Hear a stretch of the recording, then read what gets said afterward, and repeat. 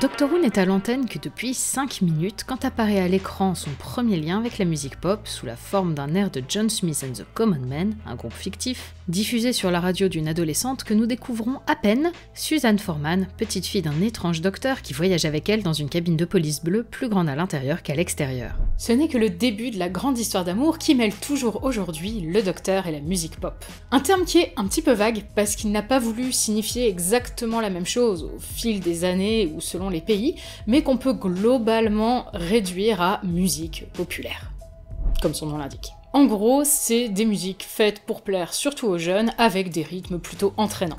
Elle va souvent aller tirer ses inspirations dans des racines assez profondes du côté du blues, du jazz, de la folk, ou même du rock'n'roll, ce qui est assez curieux, parce que à l'origine, le rock c'était de la musique pop.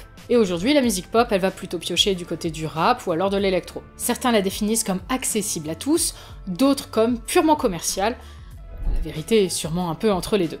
Mais ce qui est surtout la musique pop réside dans ce qu'elle dit de la société dans laquelle elle a été créée, et aussi de ce qu'elle inspire aux gens qui l'écoutent. Donc c'est pas super surprenant en fait qu'une œuvre comme Doctor Who, qui est une œuvre de pop culture, eh bien elle ait certains points communs avec cette musique pop qui est toujours là à essayer de se renouveler pour satisfaire les attentes voulues ou non du public. Et donc c'est pas super surprenant que Doctor Who y fasse si souvent référence. Mais ça, on a toute la vidéo pour le développer. Avant toute chose, je tiens à préciser que lorsque Doctor Who inclut dès son premier épisode une musique pop, ça n'a rien d'extraordinaire. Dès l'arrivée du son au cinéma et le développement de la radio en parallèle, des chansons sont pensées pour le cinéma. Ou alors le cinéma réutilise des chansons connues. Et même avant cela, durant les séances à l'ère du muet, les musiciens sur place interprétaient bien souvent des musiques populaires pour accompagner les films projetés. Ce qui est amusant avec la manière dont on utilise la musique pop dans les films et dans les séries, c'est que c'est pas forcément pour en faire de la musique d'accompagnement. L'approche est légèrement différente. La musique d'accompagnement ou d'ambiance, généralement, ce qu'elle fait, c'est que elle est là pour nous aider à nous mettre dans un certain état d'esprit, nous transmettre certaines émotions, mais elle le fait en essayant d'être discrète. Alors que la musique pop, elle est là pour qu'on la remarque. Plus ou moins fort, parfois elle peut aussi bien se fondre dans le décor, mais on aura toujours plus tendance à repérer une musique qui est une musique préexistante, surtout si on la connaît, qu'une musique qui a été faite spécialement pour l'épisode pour accompagner la scène. Du coup, elles peuvent avoir globalement le même sens, elles peuvent avoir le même but final, mais pour autant la manière dont elles vont être mises en place va forcément différer un peu. Mais donc sa nature, c'est qu'on la remarque, ce qui ne plaît pas forcément à tous les téléspectateurs. En fait, il y a des gens qui aiment pas trop cet usage parce qu'ils peuvent trouver que c'est intrusif au sein de la scène, que ça les en sort trop, ou alors peut-être que c'est des chansons auxquelles ils associent trop quelque chose d'extérieur et donc forcément ils n'arrivent pas à l'avoir dans ce contexte-là. Du coup, je suis désolée pour ces personnes, vous êtes tombés sur la vidéo de quelqu'un qui aime beaucoup cet usage, donc j'espère que ça vous intéressera quand même. Et donc du coup, la nature de cette musique pop, ce qui fait qu'on la remarque, qu'elle ressort beaucoup plus que la plupart des musiques d'accompagnement, est justement due au fait que c'est de la musique pop, donc de la musique populaire. Ce qui veut dire que pas mal de monde va potentiellement pouvoir connaître cette musique, mais aussi qu'elle va apporter une vibe particulière. Il n'est pas évident de choisir le morceau parfait, celui qui convient exactement à ce que l'on souhaite transmettre dans une scène. Il faut donc que l'auteur, le réalisateur, le compositeur, quiconque suggère cet usage,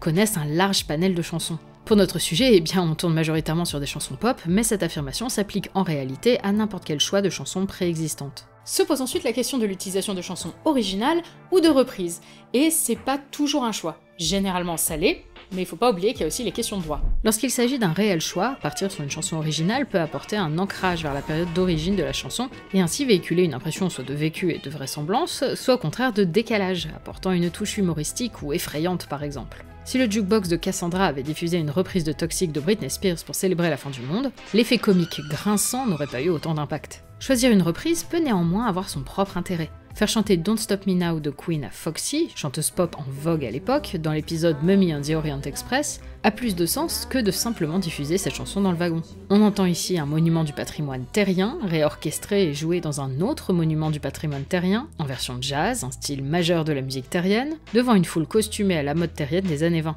Toute cette scène tente de recréer une atmosphère digne de l'âge d'or de l'Orient Express, mais le simple fait que la chanson reprise soit bien plus moderne brise le subterfuge. C'est qu'une tentative divertissante d'essayer de créer une attraction ou un phénomène en mélangeant différents points historiques qui se situent à peu près au même siècle, une espèce de gloubi-boulga qui n'a plus grand chose à voir avec la réalité. Un peu comme le Puy du Fou, mais dans l'espace, et en moins facho. Les questions de droit que j'évoquais plus haut restent néanmoins complexes. Si aujourd'hui, dans les nouvelles saisons, il va y avoir tellement d'accords par rapport aux droits que on n'a plus trop de soucis, malheureusement, pour en particulier la période classique, à chaque réédition, c'est un peu la galère. Il y a beaucoup de droits de musique préexistantes qui n'ont pas été renouvelés pour les éditions DVD. C'est par exemple le cas de la chanson Oh Well de Fleetwood Mac, entendue en fond dans une usine de l'épisode Spearhead from Space et remplacée par un bruit de machine sur l'édition DVD. Cas bien heureux car Oh Well est de nouveau disponible sur l'édition Blu-ray. Malheureusement, beaucoup demeurent absentes, telles Purple Haze de Jimi Hendrix et Whiter Shade of Pale de Procol Harum, disparu de la playlist du DJ de Revelation of the Daleks.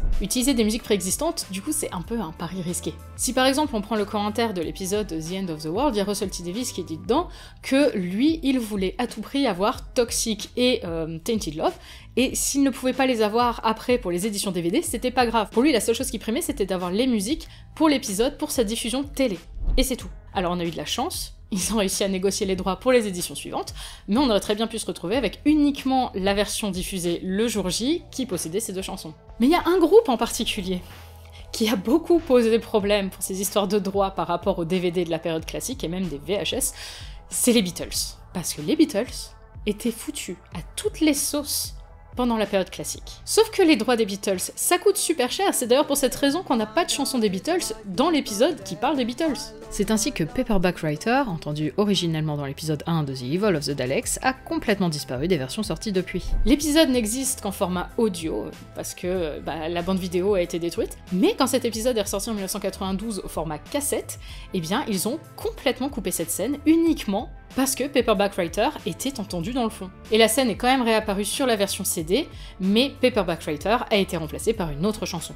De la même manière, les chansons A Taste of Honey et Do You Want to Know a Secret, entendues sur le jukebox de l'épisode Remembrance of the Daleks, ont été remplacées sur les éditions DVD. Une seule chanson de ce groupe iconique a pu être conservée dans ces nouvelles éditions, à savoir Ticket to Ride dans l'épisode The Chase. L'idée d'origine était de faire apparaître les Beatles eux-mêmes dans cet épisode, grimés en vieilles personnes, jouant au concert de leurs 50 ans de carrière, mais le manager du groupe, Brian Epstein, estimait que cela nuirait à leur image de jeunes premiers. Il accepta cependant, après de nombreux rebondissements, de céder à l'équipe de Doctor Who un extrait de Top of the Pops, que le Docteur et ses compagnons regardent à la télévision.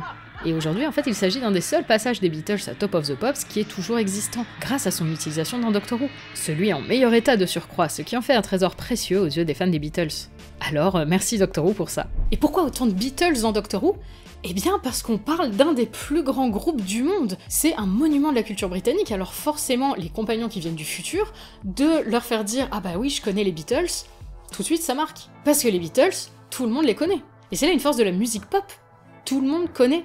Et donc, elle finit par avoir une espèce de statut très privilégié d'être fédératrice. Parce que la pop, ça appartient à tout le monde. Prenons par exemple cet échange dans l'épisode The Three Doctors. I am he and he is me. We are all together, Go Go Kichu?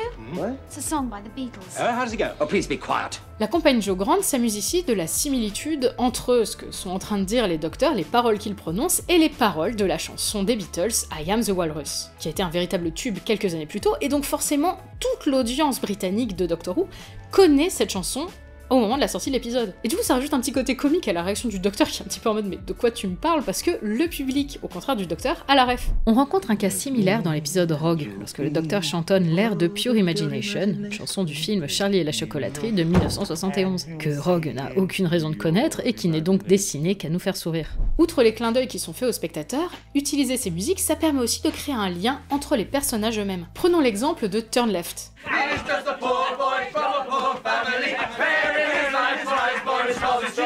Donna et Sylvia, qui étaient super agacées 30 secondes auparavant à cause des chants des autres réfugiés, eh bien, elles se retrouvent complètement prises dans ce groupe à chanter avec eux Bohemian Rhapsody. Ces personnes qui sont réfugiées, qui ont vraiment rien à voir, qui se sont retrouvées juste regroupées par la force du destin, eh bien, dans l'universalité de la musique, elles ont réussi à trouver un point commun. Clin d'œil à la VF qui a pris le soin de remplacer la première chanson entendue, The Wild Rover, inconnue par chez nous, par une chanson traditionnelle wallonne, La Petite Gaïole, ce qui ajoute une nouvelle dimension fédératrice en relocalisant avec une référence plus proche de nous.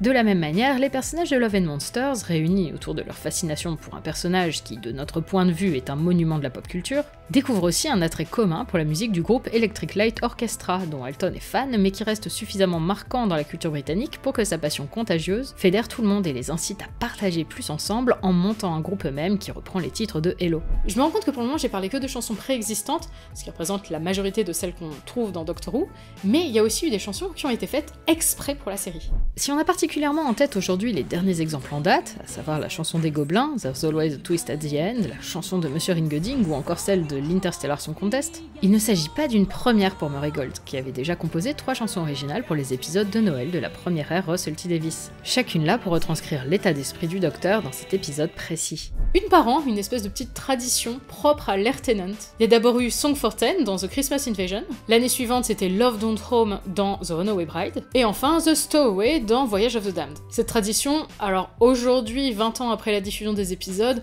la plupart des gens l'ont un peu zappé.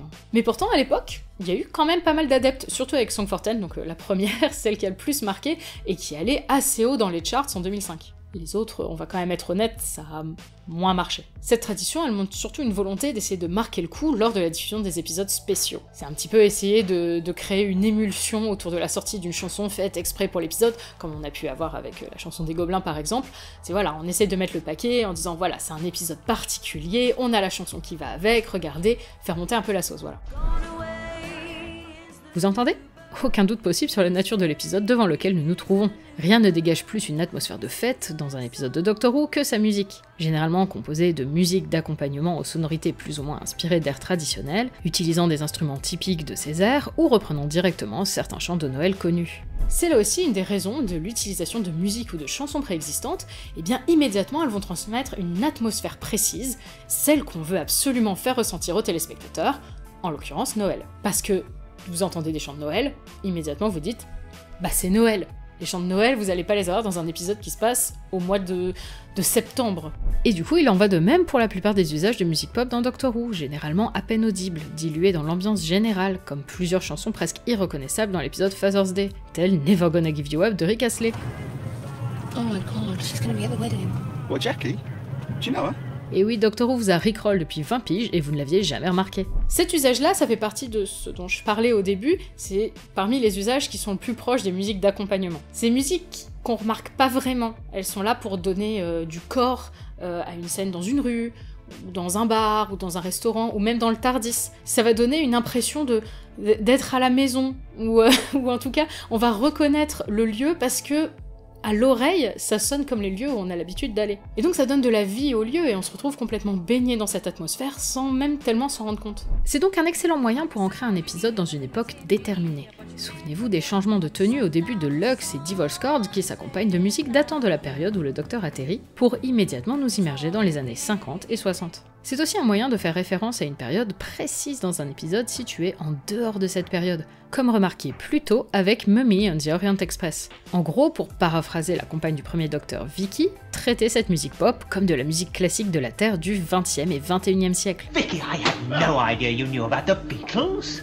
Well, they're marvellous, but I didn't know they played classical music. Tel que le fait le DJ funéraire Alexei Sayle et sa playlist rétro de Revelation of the Daleks, que j'ai cité un petit peu plus tôt vu qu'elle a été amputée de plusieurs morceaux pour des questions de droit. Ou comme déjà cité également, Lady Cassandra et son jukebox apocalyptique. Classical music from humanity's greatest composers.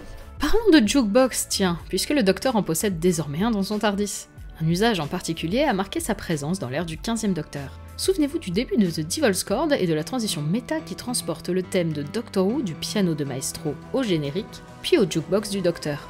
Merveilleux, non ? C'est l'occasion d'aborder les notions de musique intra- et extra-diégétique qui sont plutôt essentielles quand on parle d'analyse de musique de film. Une musique diégétique, ou intradiégétique, eh bien c'est une musique qui provient de la scène elle-même. Par exemple, une chanson qui est jouée ou chantée par un personnage, ou alors il y a un jukebox, ou enfin voilà, c'est de la musique qui a vraiment lieu dans la scène. C'est par exemple la chanson dans Mummy on the Orient Express, ou alors c'est l'orchestre qui est en train de jouer pendant la danse du Docteur et de Rogue dans l'épisode Rogue. Une musique extra-diégétique, bah c'est l'inverse. elle est extérieure. Il s'agit d'un ajout qui peut avoir des buts multiples, mais globalement, alors soit ça va être de la musique un petit peu de fond, d'accompagnement justement, ou alors elle va spécifiquement essayer de nous transmettre une impression de peur, de joie, de tristesse. Elle va être là pour nous guider vers les émotions qu'on doit ressentir. En gros, c'est chaque fois que résonne I Am the Doctor pour signaler que le docteur va faire un truc badass, ou quand la chanson Chances augmente en intensité à mesure que Vincent Van Gogh découvre la trace que son art a laissée dans son sillage. Et avec la scène de Devil's Chord que j'évoquais juste avant, c'est amusant parce qu'on passe d'une musique diégétique, Maestro qui joue le thème de Doctor Who,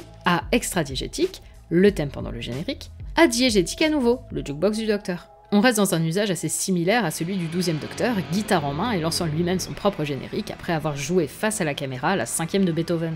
Autre exemple, plus récent et tout aussi méta, comment ne pas citer Monsieur Ringeding, dont la chanson de fiction, entendue par les spectateurs présents dans la fiction que nous regardons, devient réalité dans la fiction que nous regardons, tout ça pour que le personnage se retrouve quelques minutes plus tard avec sa propre bande-son, techniquement extra-diégétique dans un cartoon, mais ici manifestée dans la scène, aux oreilles de tous.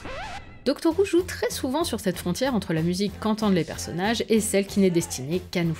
Pensons à Elton qui, dans Love and Monsters, aime écouter Electric Light Orchestra, et dont l'état d'esprit est représenté par l'usage extra-diégétique de Mr. Blue Sky. If there's one thing I really love, then it's Jeff Lynne and the Electric Light Orchestra. Je peux également citer la chanson Voodoo Child de Rock Traders, lancée par le maître à la fin de l'épisode The Sound of Drums, et tantôt intra, lorsqu'on se trouve sur le pont du Valiant, tantôt extra, lorsque le ciel s'ouvre sur les flots de Toclafane. Et petit fun fact supplémentaire, la chanson en elle-même a directement inspiré l'écriture du maître à Russell T Davies, dont la fameuse citation « Here come the drums !» S'il y a bien un showrunner qui a un rapport fort avec la musique pop, c'est bien Russell T Davies, parce qu'en plus, il a une vision très particulière de ce à quoi elle peut servir. La musique pop, c'est une musique qui est dynamique, qui est entraînante, qui est assez souvent joyeuse, et les scènes de Doctor Who dramatiques, c'est tout l'inverse. Du coup, à ses yeux, quand on a une scène tragique de Doctor Who, le meilleur moyen de la rendre encore plus tragique ou encore plus flippante, ça va être d'y coller une chanson beaucoup trop joyeuse et entraînante. C'est par exemple Belinda qui vient de perdre le docteur et qui vient de voir des milliers de personnes s'envoler dans l'espace et être probablement morts, et nous pendant ce temps-là on entend De Gadou. Son idée c'est que le décalage entre une musique super joyeuse et une scène effroyable, c'est que c'est le meilleur moyen pour la rendre plus effroyable encore. Et du coup, il y a pas mal d'exemples de ça dans Doctor Who. L'effet se prête particulièrement bien au maître, qui s'ambiance dans l'épisode suivant sur I Can't Decide des Scissor Sisters malgré la terreur de toutes les autres personnes présentes à bord, et qui remettra le couvert sous la plume de Chris Chibnall et des talents d'improvisation de Sacha Dhawan en s'enjaillant sur Rasputin, sous le regard médusé du Docteur, de Dalek et de Cybermen.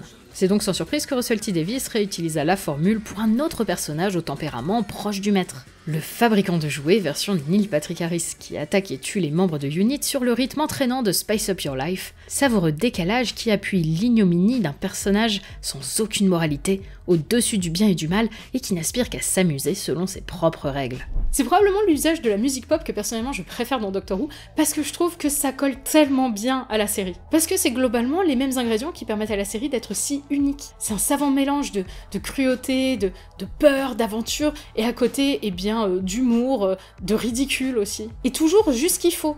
On est toujours sur cette espèce d'équilibre précaire entre trop de ridicule et trop sérieux. Avouez qu'une limace dévorant un raciste n'aurait pas le même charme sans l'accompagner d'Itsy Bitsy Teeny Weeny à fond les ballons dans une tentative désespérée de retour à la normale. Tout comme une usine à transformer des humains hurlant de terreur en Cybermen serait moins sardoniquement cruelle sans qu'on y diffuse le lion est mort ce soir. Ou pour citer un épisode d'un autre scénariste, une idée capitaliste abominable telle que celle de priver de sommeil peut devenir encore plus infecte lorsqu'on la double d'une musique guillerette censée faire passer la pilule. Bref, une chanson pop n'a pas besoin de garder son sens premier pour avoir du sens au sein d'une autre œuvre de fiction. Ces paroles, généralement d'ailleurs, elles entrent même pas du tout en compte dans l'usage qui en est fait, c'est plus la vibe qu'elles transmettent. Ça va être son tempo, son atmosphère, ou alors son sens extratextuel, c'est-à-dire un sens qu'elle va posséder au-delà d'elle-même. Prenons l'exemple de l'épisode Rosa, qui se conclut par la chanson Rise Up d'Andra Day, connue pour être un symbole du mouvement Black Lives Matter. Pertinent donc pour tracer un lien entre la lutte pour les droits civiques et le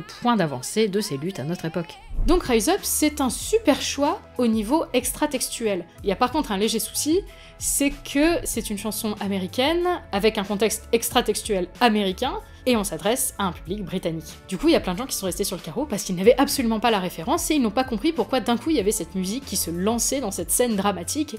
Et franchement, pourquoi est-ce qu'on nous met cette musique? Ça n'a aucun sens, qu'est-ce que ça apporte? Moi ça m'a sorti de la scène. Franchement, les critiques ont été assez acerbes, hein. C'était limite le pire truc de l'épisode. Pourquoi est-ce qu'il y avait cette musique à cet instant-là? Il fallait pas mélanger une telle figure historique avec une chanson contemporaine, ça pouvait pas coller, c'était pas respectueux. Je pense que la plupart des gens qui ont émis cette remarque n'ont par contre aucun problème avec la chanson Chances lors de la scène dans Vincent and the Doctor où il est en train de découvrir ses tableaux. Est-ce que c'était un simple préjugé sur l'air chibnall? Peut-être.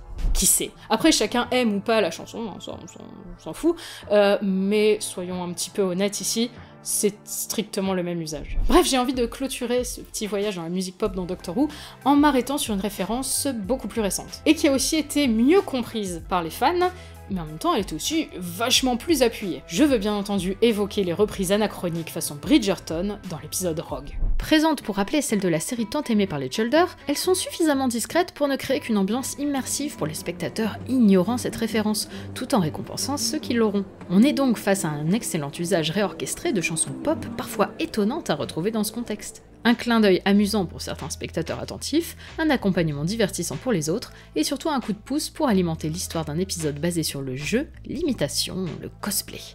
Un vrai plaisir de fan.